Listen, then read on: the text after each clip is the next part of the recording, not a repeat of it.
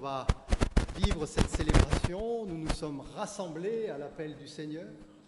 C'est lui qui nous convoque, dans le sens de convoquer. C'est un appel intime et personnel. C'est avec amour qu'il nous appelle. Et on a même le privilège d'annoncer que le Seigneur est particulièrement présent avec nous en ce moment même. Parce que c'est lui qui nous appelle, parce qu'il était déjà là avant que nous venions, pour nous recevoir et pour nous accueillir. Comme Moïse, qui face au buisson ardent, a fait face à son Créateur. Nous aussi, nous sommes tous étonnés de ce face-à-face avec Dieu, devant lui, avec lui. Comme Abraham, qui a eu l'honneur d'accueillir l'ange du Seigneur, nous aussi, nous accueillons le Christ. Comme Jacques, comme Pierre, comme Jean ont vu Jésus transfiguré. Pour nous aussi, Jésus s'est tellement approché de nous que nous pouvons lui parler, établir un dialogue avec lui par la prière et par le culte. Nous reconnaissons d'ailleurs que sans cette présence du Christ, qui nous attire, qui nous interpelle, nous ne serions même pas là. C'est lui qui nous rassemble. Oui, Dieu nous rassemble, c'est lui qui nous unit, c'est lui qui nous parle. Et sans sa grâce, nous serions aujourd'hui bien peu de choses. Que nos cœurs soient dans la joie, dans la paix, pour ce culte que nous partageons dans cette proximité avec notre Seigneur et Sauveur le Christ. Et la grâce nous sont données de la part de notre Dieu, de la part de Jésus-Christ, de la part de l'Esprit Saint, puissance de vie pour nous. Amen. Seigneur notre Dieu, oui, nous te rendons grâce pour ce temps que nous prenons, pour ta parole que nous accueillons, pour ta grâce et ton amour. Nous te rendons grâce, oui, parce que tu prends soin de nous et de nos proches et de ce monde. Notre prière est la prière intime du cœur avec toi et elle est en lien avec tous les hommes, les femmes qui aujourd'hui te prient. Grâce te soit rendue. Amen. Et je vous invite à vous lever. On va chanter donc avec le 41-29.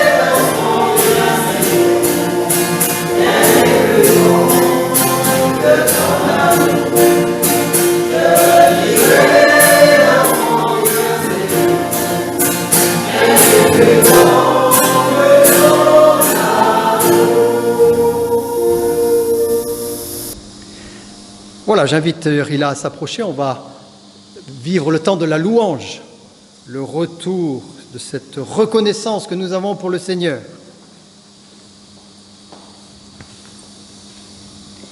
Seigneur notre Dieu, rocher de nos vies, nous te rendons hommage car tu es à jamais le rocher de nos vies, le bouclier de notre salut. C'est toi que nous remercions de génération en génération.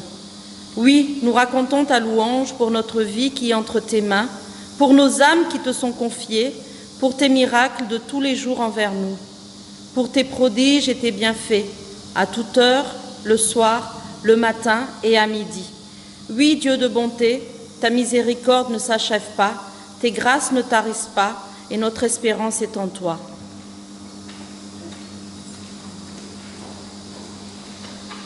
Et on loue encore le Seigneur avec le 41-38.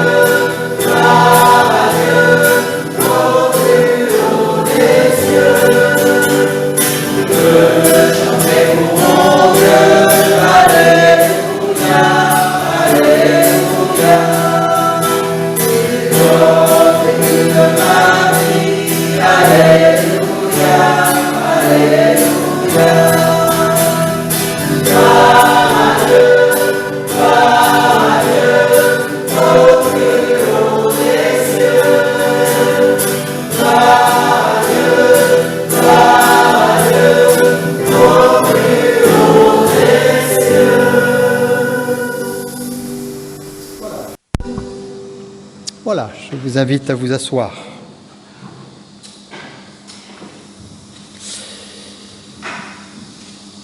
Oui, on a besoin de l'amour de notre Dieu, mais nous sommes aussi ses créatures devant le Créateur, être finis devant l'infinité de Dieu.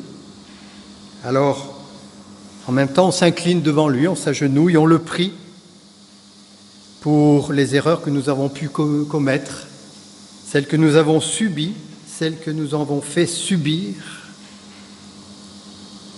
Oui, Seigneur Dieu, j'ai besoin de déposer devant toi le poids de mes erreurs, de mon péché. J'ai besoin que s'arrêtent mes excuses, car elles ne trompent personne, surtout pas moi, et encore moins toi. J'ai besoin que se taisent les regrets et les inquiétudes qui ne délivrent personne. J'ai besoin de déposer entre tes mains ce sac de nœuds qui m'étouffe. J'ai besoin de quelqu'un auprès de qui je puisse avouer mon secret, mes erreurs, mes limites, mes échecs.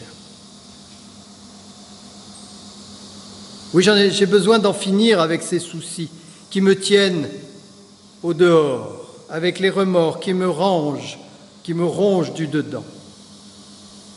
J'ai besoin de ta bonté et je viens te le dire. Amen. Nous chantons au 4306.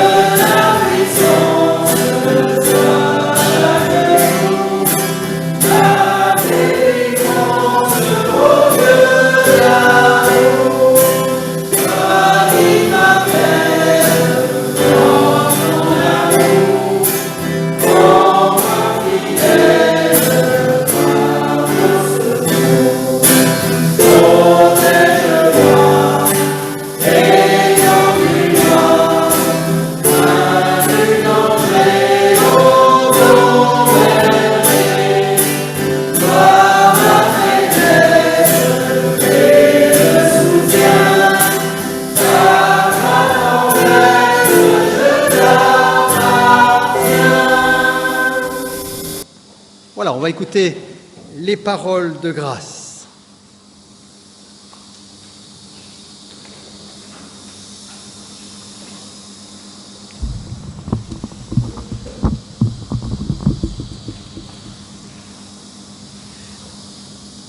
Je suis l'Éternel, ton Dieu, qui saisit ta main et qui te dit : sois sans crainte, je viens à ton secours.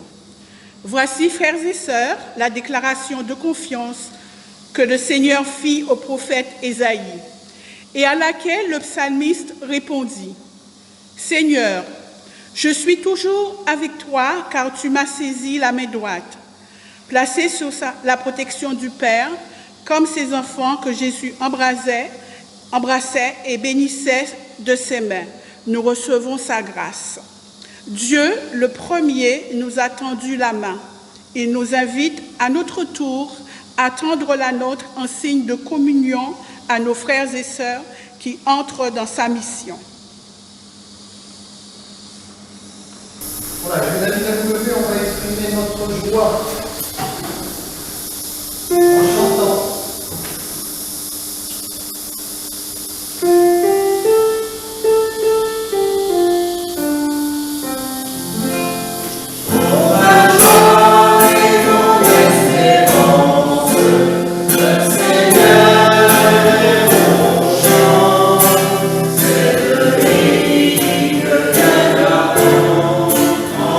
Espère, je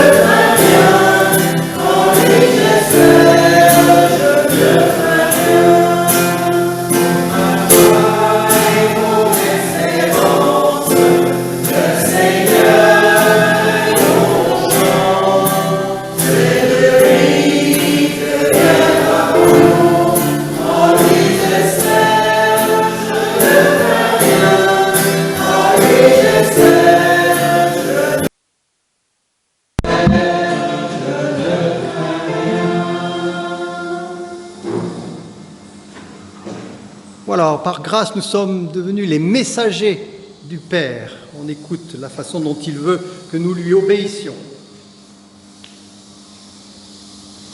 Toi qui veux connaître la volonté de Dieu par ta vie, écoute bien ces paroles sur sermon sur la montagne. C'est vous qui êtes le sel de la terre. Mais si le sel perd son goût, comment pourrait-on le rendre à nouveau salé? Il ne sert plus à rien.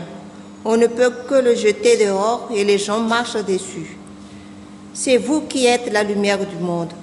Une ville construite sur une colline ne peut pas être cachée. On n'allume pas une lampe pour la mettre sous un seau.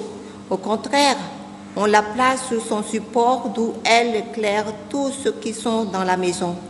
C'est ainsi que votre lumière doit briller devant les hommes afin qu'ils voient le bien que vous faites et qu'ils louent votre Père qui est dans les cieux. Amen.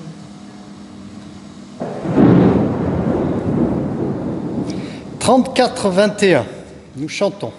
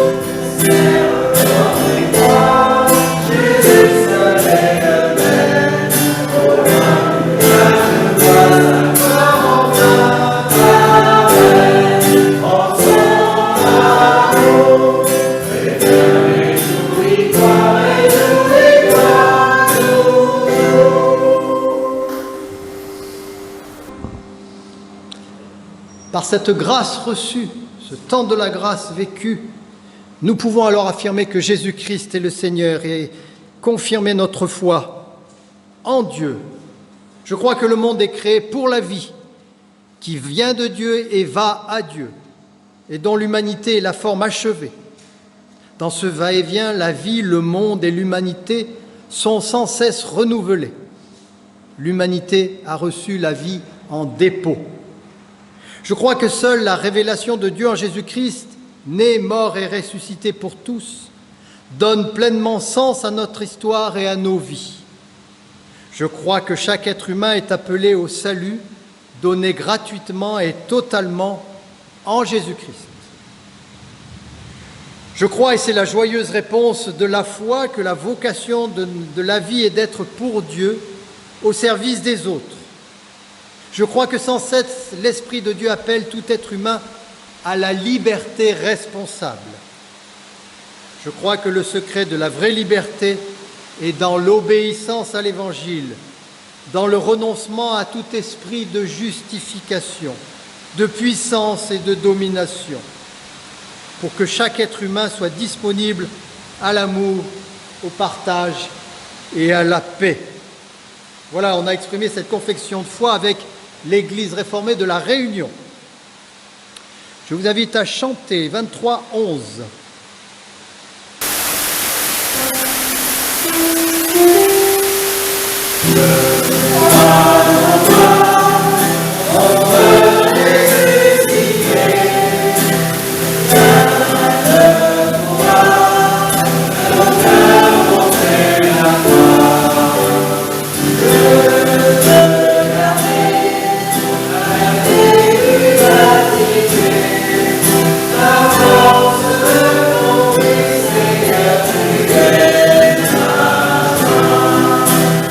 Oh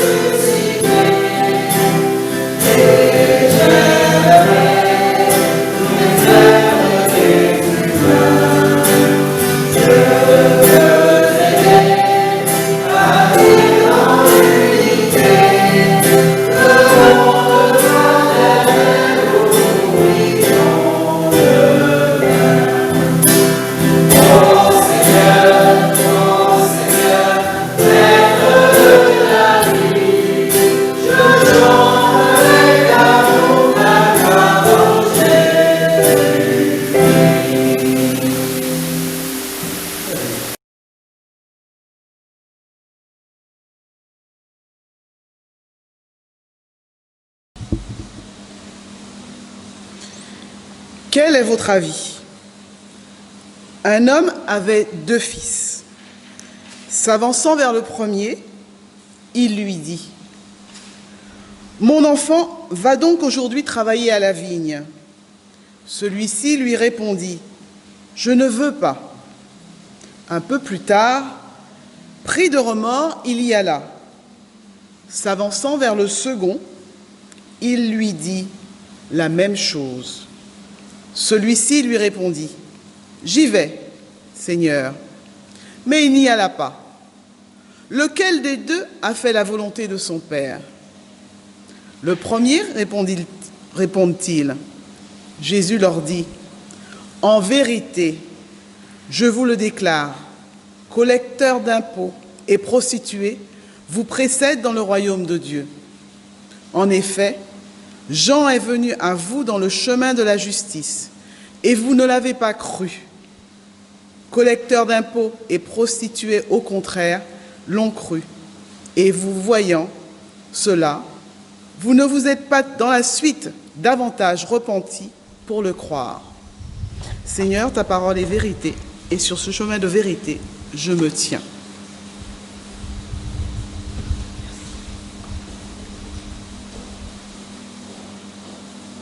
On prend le cantique 45, 09.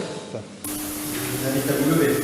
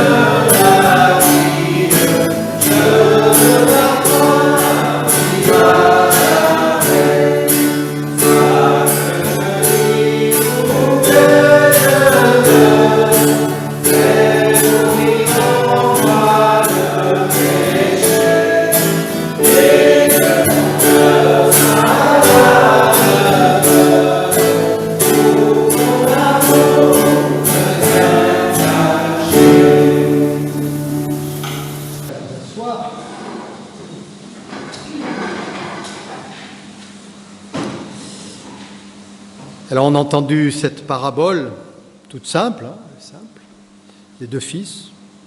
On aurait pu dire des 2 filles aussi, ou d'un garçon et d'une fille, peu importe. Une parole qui semble assez évidente, qui nous parle, mais comme toutes les paraboles, qui sont tellement audibles, simples d'accès, et qui pourtant nous ont toujours déplacés. On l'a vu au cours de quelques cultes précédemment, les paraboles n'ont rien de simple. Elles s'écoutent aisément, mais elles nous bousculent, elles nous déstabilisent, parce qu'elles parlent d'un monde tellement étonnant, le monde de Dieu, le royaume de Dieu, en lien avec le nôtre. Et c'est cela qui nous perturbe. Et là encore, on a une parabole assez percutante, je crois, qui fait appel au courage, à la persévérance, on va y revenir, sur l'attitude de ces 2 fils, notamment le premier. Mais d'abord, une chose me frappe dans la mise en place de cette petite histoire. Comme toujours, il y a un début, une introduction. C'est l'attitude de ce père. Il s'approche de ses 2 fils. Il s'approche d'eux. Donc cette démarche-là m'intéresse, m'interpelle. J'ai tout de suite dans l'idée ce Dieu qui s'approche de nous. Quand il nous appelle, c'est lui qui fait les pas vers nous. C'est lui qui vient nous solliciter, comme ici il sollicite ses 2 fils. Un appel donc, un appel comme il appelle chacun de nous. cette façon dont Dieu vient vers nous. Tout le monde n'est pas appelé. On a souvent l'habitude de penser que Dieu s'adresse à tout le monde, il appelle tout le monde et tout le monde devrait le suivre. Ça n'est pas si simple.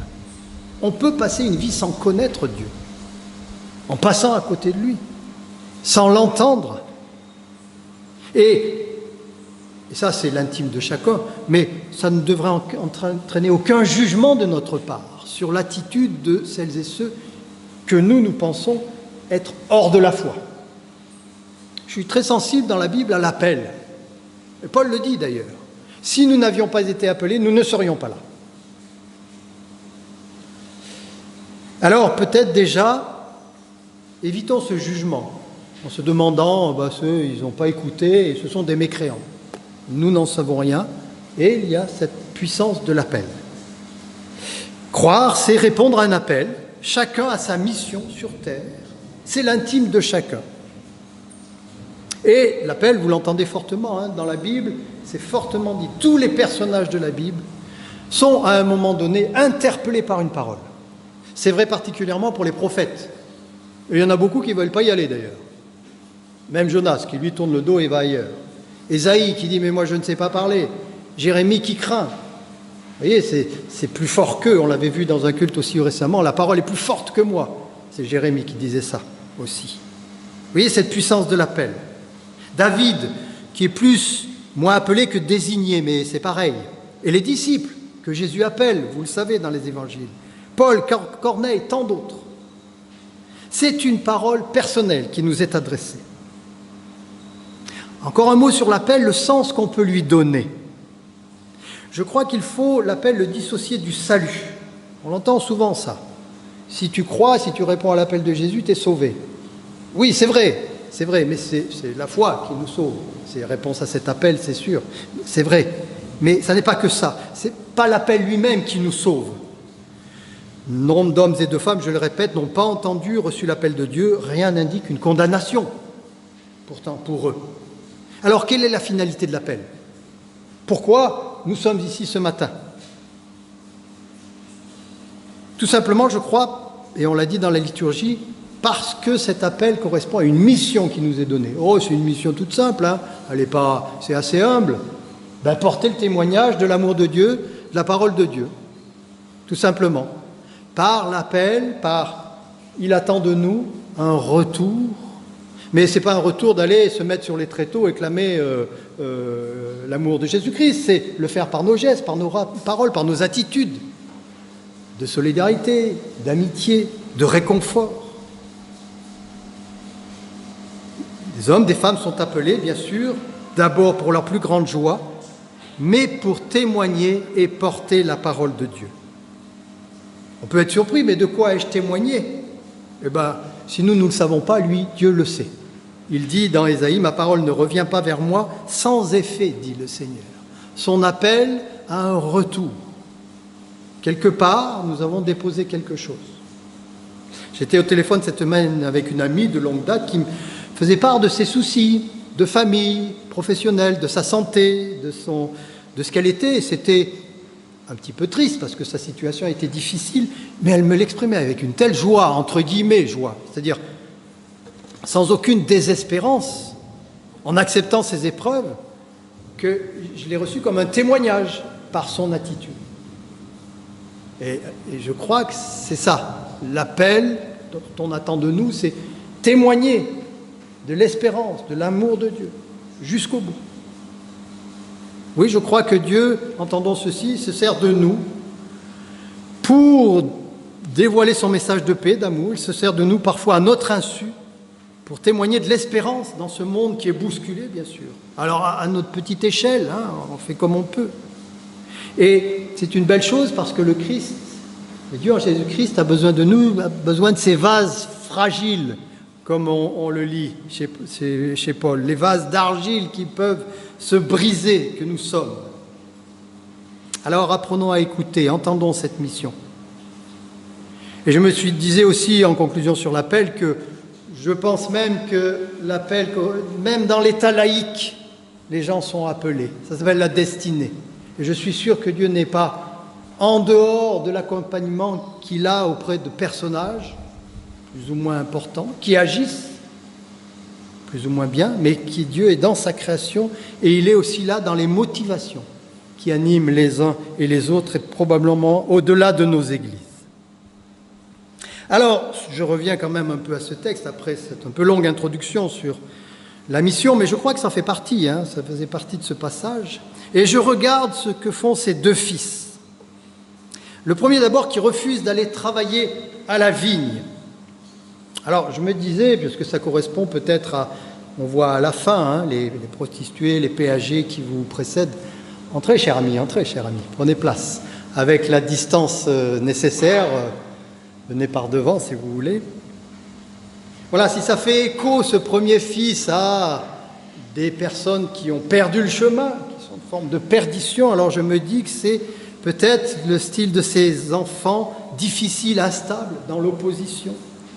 Des enfants rebelles à l'adolescence un peu rude, qui nous laissent démunis, désarmés devant leurs réactions, qui vont tout de suite dire non. J'aimerais que tu fasses ceci, c'est tout de suite une opposition. C'est tout de suite non. Et c'est tout de suite une sorte de conflit qui s'installe, une sorte d'indépendance de ces êtres-là. Il y a peut-être chez cet individu une forme de liberté qu'il teste, qu'il cherche, d'indépendance. Et en toute liberté, il répond non, jusqu'à être choquant et provoquant. Alors, souvent, la vie de ces gens les mène sur des chemins compliqués, difficiles. On en connaît, des personnes qui ont eu des difficultés sur leur route, mais qui n'est pas dénuée d'expérience et d'apprentissage. Une vie ballottée, mais en même temps où on a fait ses preuves. On parle de résilience d'ailleurs, à un certain moment. Je crois que la vie a fait de ces gens des êtres libres et déterminés, capables de revenir sur eux-mêmes. Et ça rejoint notre texte. Pris de remords, il y alla à la vigne. Il revient sur sa décision. Et ce pris de remords, c'est la même expression que le fils prodigue qui revient en lui-même. Quand il se rend compte qu'il est au bout ou dans l'impasse, il fait un retour sur lui-même pour retrouver le chemin de son Père. C'est la même chose. Une sorte de retour en soi pour partir sur un autre pied. Et donc cette expérience de la vie chaotique a peut-être forgé ces êtres à plus de détermination, d'intégrité, de choix réfléchis. L'expérience de la vie leur a donné un regard nouveau sur le monde, les êtres, les choses. C'est une forme de conversion, mais pensée, réfléchie au bout d'un moment. Chrétienne ou non, peu importe, ces gens vont s'engager pour tenter de faire avancer leur quotidien, là où ils sont. Ce sont des êtres de conviction. Ils vont travailler à la vigne. Ils vont finir par y travailler à la vigne. Malgré un parcours chaotique. Le deuxième fils, lui, n'a pas le même profil. Vous l'avez remarqué. Il est obéissant, il prend la vie comme elle vient, sans discuter, sans la remettre en cause. Si la vie est comme ça, c'est qu'il n'y a rien à y changer. Lui aussi est invité à travailler à la vigne, à œuvrer dans le monde. Sans récriminer, il y va, sans réfléchir, parce que c'est un être obéissant, et il faut l'être bien sûr. Mais très vite, sa mobilisation s'assoupit, se lasse, il s'arrête, et il fait marche arrière. Il n'a pas envie de bâtir ce monde-là, il n'a pas envie de se battre avec ce qu'il est. Dans ce monde-là. C'est compliqué, c'est pas motivant, c'est incertain. Il a d'autres priorités. Alors il abandonne. Il s'en tient à vivre plutôt qu'à chercher des raisons de vivre. Des raisons de vivre. Et d'une certaine façon, il se décourage, il capitule. Il perd son enthousiasme, au sens propre du terme d'enthousiasme. Enthousiasme, c'est en Dieu, être en Dieu. In theos. Oh, moi je ne jette pas la pierre, Dans ce récit, comme souvent dans les récits, parfois on est le premier fils ou le deuxième. On est un peu les deux. Pas de gloriole excessive. Alors, pour finir, je crois qu'il faut garder la note positive, la bonne nouvelle, parce que nous prêchons la bonne nouvelle de Jésus-Christ et pas la mauvaise nouvelle de Jésus-Christ. Nous gardons cette note positive de la fin de la parabole. Toutes et toutes, nous sommes accueillis dans le royaume de Dieu, le texte le dit. Collecteurs d'impôts et prostituées vous précèdent dans le royaume de Dieu. Une histoire de place. Mais il y a un accueil. Il y a un accueil de tous dans le royaume. Je fais deux remarques. La première, Jésus le dit, le royaume est ouvert à toutes, à tous. C'est une bonne nouvelle. C'est l'évangile pour ce matin. Alors la seconde, effectivement, c'est qu'il y en a qui seront peut-être un peu plus devant. Il les nomme, lui, prostituées, collecteurs d'impôts, nous précède. Alors le nous, ceux qui ne sont pas collecteurs d'impôts et prostituées, je ne sais pas qui c'est, c'est peut-être nous, c'est peut-être, oui, c'est un peu nous. On n'est pas des méchants, on n'est pas des rebelles. On est les gens peut-être un peu bien pensants, un peu... Mais prostituées et collecteurs d'impôts, j'ai une petite idée. Et il y a un écart entre ce que je suis, si moi je suis ce nous, et eux ils sont, c'est méprisé. Il y a un écart entre l'image que j'ai d'eux et ce qu'en dit Jésus. Autrement dit, le mépris que j'ai pour ces gens m'éloigne et me rallonge la distance qui me sépare d'eux dans le royaume. Je m'éloigne de Dieu si je stigmatise ce qu'ils sont. Je m'éloigne de Dieu si je pense être du bon côté. Alors cette méditation m'invite à réfléchir à mes engagements, à ce que je suis, à ce que je fais, à ce que je dégage. Elle m'invite, cette méditation, à l'humilité, parce que je fais comme je peux, avec le talent que j'ai. Vous le verrez dans quelques semaines sur le texte des talents. On l'a travaillé en atelier de prédication. On fait avec ce qu'on a. Mais on entend cet appel de Dieu. Et on entend cette attitude aussi vraie devant lui. À chacun de répondre à cet appel de Dieu. Il m'invite à y réfléchir et à écouter. Amen.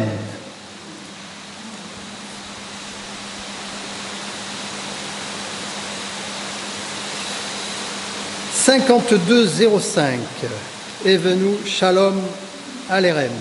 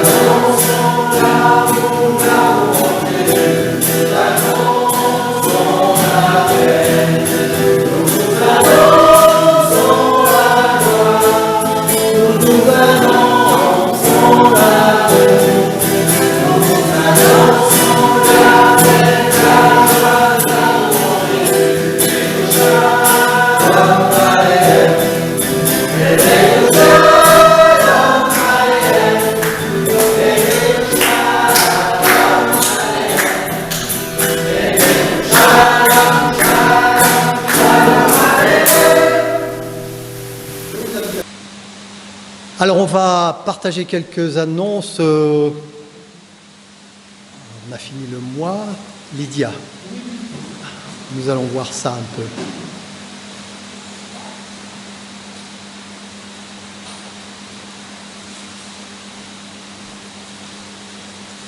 Alors, des annonces rapides.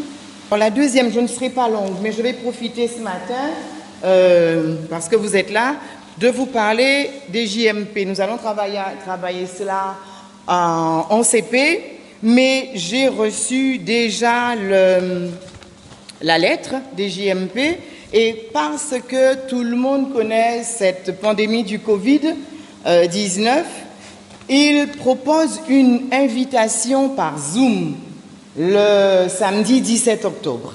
Alors je me suis dit que ce serait aussi le moment de... Je scannerai cette lettre et je l'enverrai à qui veut la voir, de manière à faire participer d'autres amis que vous connaissez qui sont dans d'autres églises à cette journée mondiale de prière. Donc voilà, je l'ai en main cette lettre-là. J'ai sur la lettre le site sur lequel aller, le site où aller pour participer à l'Assemblée générale et même pour aussi devenir membre des JMP, ça peut se faire.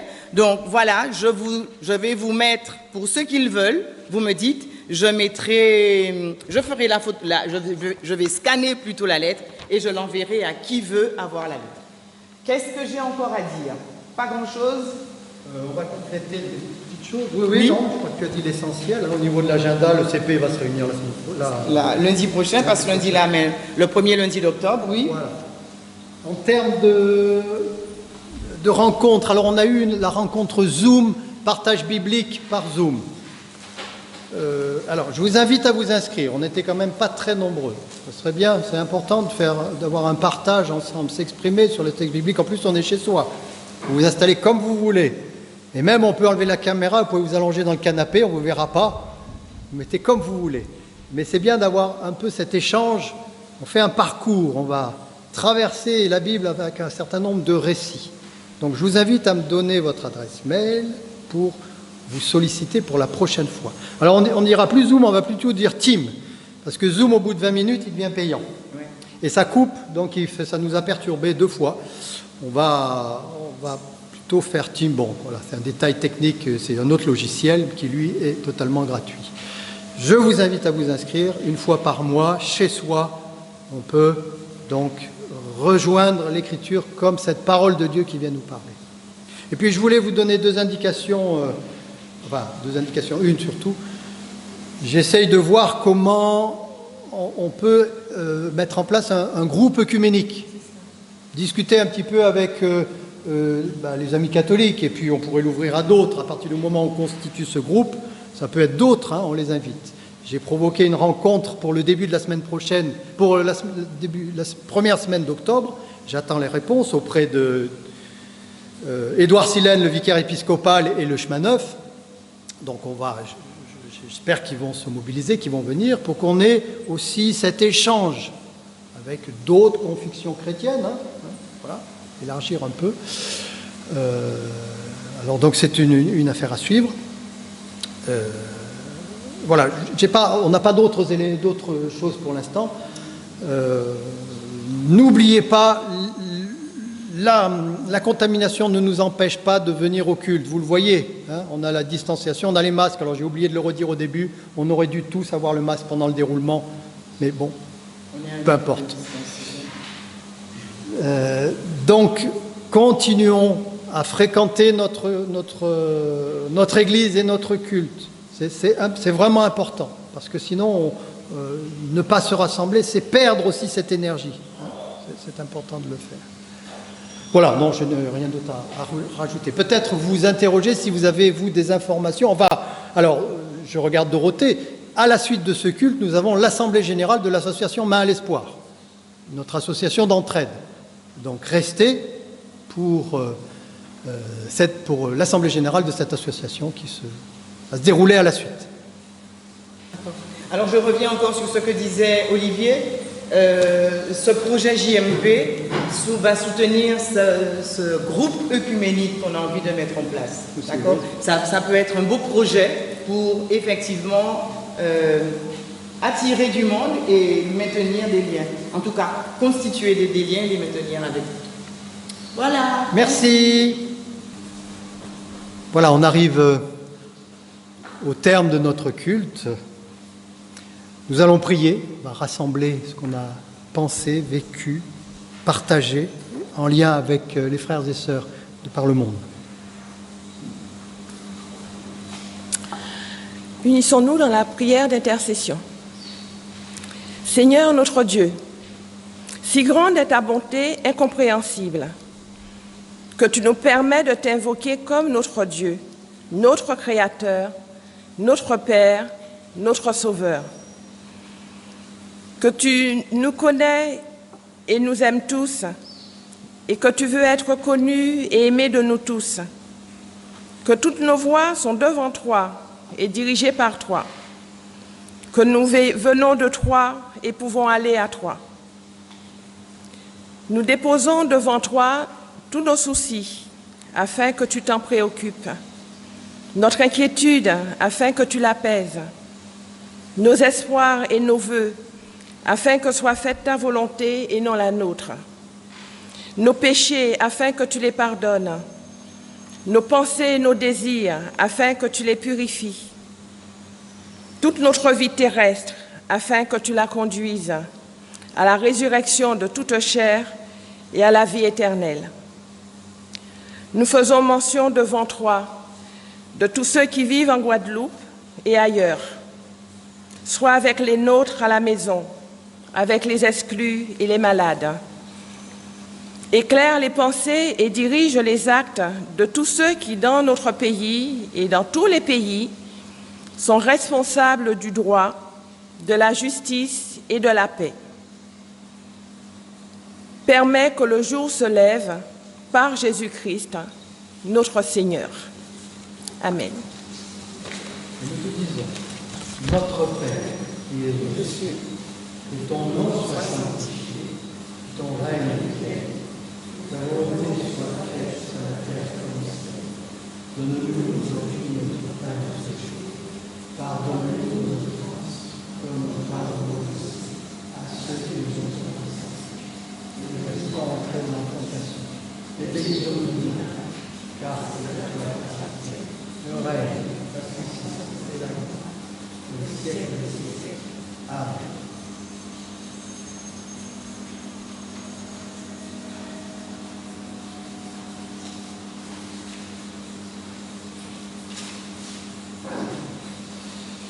Je vous invite à vous lever. Nous allons recevoir la bénédiction de la part de notre Dieu. Je connais les desseins que je forme à votre sujet, desseins de paix et non de malheur, afin de vous donner un avenir fait d'espérance. Alors vous m'invoquerez, vous pourrez partir, vous intercéderez auprès de moi et je vous exaucerai. Vous me chercherez et vous me trouverez. Vous me chercherez de tout votre cœur et vous me trouverez, nous dit Jérémie, de la part du Seigneur. Que la force de Jésus-Christ soit notre force, que l'amour de Dieu le Père soit une clarté en nous, que la sagesse de l'Esprit soit notre guide. Allons dans la paix du Seigneur. Amen.